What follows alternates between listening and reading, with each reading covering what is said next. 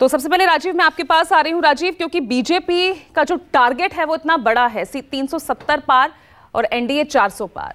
लेकिन अगर ये 370 पार का ये आंकड़ा छूना है तो उत्तर भारत से लेकर दक्षिण भारत तक तमाम जगहों को साधना होगा। उत्तर भारत में तो हम देख रहे हैं कि तमाम रणनीतियां बीजेपी की दिख रही है। एमएलए एमपी का चुनाव लड़ रहे हैं, जो सिटिंग एमपी हैं उनका टिकट काटा जा रहा है। राज्यपाल इस्तीफा देकर अब एमपी का चुनाव लड़ सकते हैं, ऐसी भी खबरें आ रही हैं। उधर दक्षिण भारत के दौरे पर खुद प्रधानमंत्री नरेंद्र मोदी हैं। पिछले अगर मैं 77 दिनों की बात कहूं तो 23 दिन वो दक्षिण भारत में रहे हैं। यहाँ के हर मंदिर, जनसभा, रैली, रोड शो, विकास परियोजनाएं सब हम देख ही रहे हैं।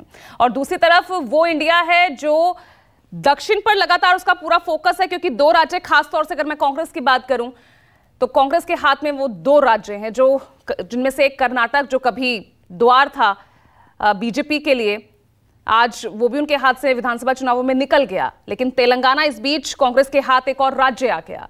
तो ऐसे में इन तमाम रैलियों के शोर, प्रचार के शोर के बीच जोर किसका दिख रहा है राजीव?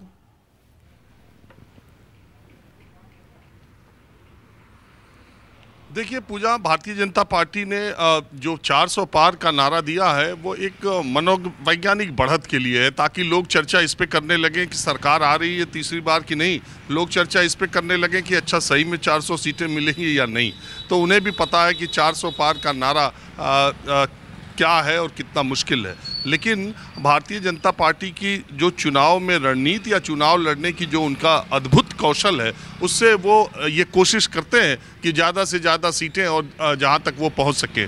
देखिए एक बात तो आपको माननी पड़ेगी, अभी तक आम आदमी पार्टी ने, अगर आप राज्यवार ही देख लें, दिल्ली में आम आदमी पार्टी ने 15 दिन से ज़्यादा हो चुके जब गठबंधन का ऐलान हुआ, अपने उम्मीदवारों का नाम उन्होंने घोषित कर दिया। उनके उम्मीदवार सड़क सड़क, घर घर अब जाना शुरू भी कर चुके हैं। कांग्रेस पार्टी की सीईसी की अभी बैठक है, चली रही है और नेताओं का पहुंचने का सिलसिला जारी है। 3 सीटों पर चुनाव उन्हें लड़ना है, अभी तक वो अपना कैंडिडेट फाइनलाइज नहीं कर पाए। अखिलेश यादव ने 20 दिन पहले, मुझे लगता है देश में सबसे पहले नेता अखिलेश यादव थे जिन्होंने गठबंधन का ऐलान किया और कहा कि कांग्रेस पार्टी को उन्होंने टिकट दे दिया, 17 सीटें, सारी बातें बन गई। अखिलेश यादव ने अपने आधे से ज़्यादा उम्मीदवार या कहिए उससे भी ज़्यादा उम्मीदवारों का ऐलान कर दिया और कांग्रेस पार्टी को अभी तक उत्तर प्रदेश में कहीं कोई उम्मीदवार दिखाई नहीं दे रहा।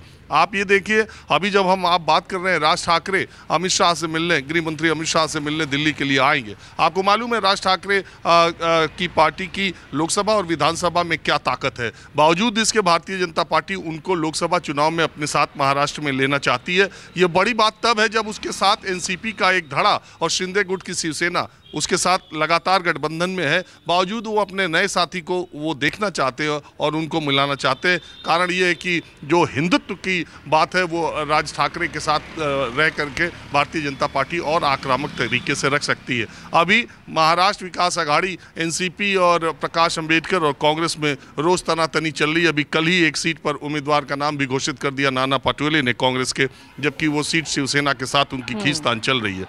तो आप अलग अलग जगहों पर देखिए, भारतीय जनता पार्टी ने एक झटके में, कैबिनेट मिनिस्टर है पशुपति पारस, एक सीट नहीं दी उनके फैक्शन को और सारी की सारी सीटें चिराग पासवान को दे दी। और जब प्रेस कॉन्फ्रेंस की भारतीय जनता पार्टी ने तो ये नहीं कहा लोजपा रामविलास या लोजपा पारस या लोजपा, उन्होंने सीधे लोजपा कहा। यानी अभी तक जब मंत्री बनाना था तो असली लोजपा पशुपति पारस और उनके साथ के साथ सांसद थे, और जब अब चुनाव लड़ना है तो असली लोजपा उनके साथ चिराग पासवान है। उन्होंने एक झटके में बिहार में अपने जो साथी सरकार में शामिल है उनको बिल्कुल तवज्जो न देते हुए जिनके साथ गठबंधन करना था, गठबंधन की सीटों का ऐलान कर दिया। आप बिहार में ही देखिए इंडिया गठबंधन का क्या हाल है, अभी तक सीटों का फाइनल नहीं कर पाए हैं, अभी खींचतान जारी है।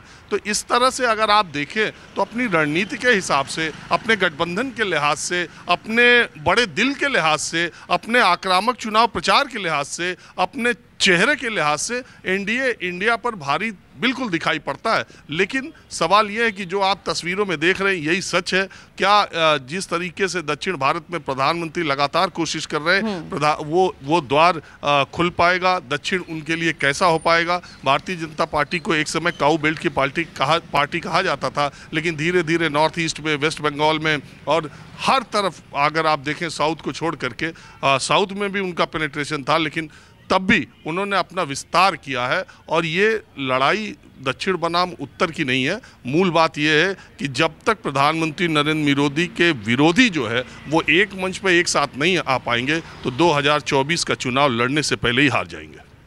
बिल्कुल। और